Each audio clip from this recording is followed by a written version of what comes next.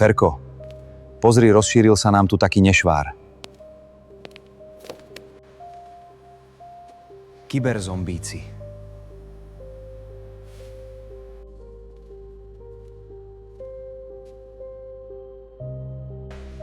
Dávaj! Jo!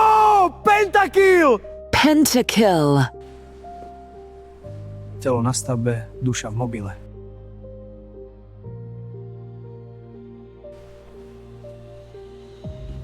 Mobil je dobrý sluha, ale zlý pán. Toto je online pandémia. Chlapci?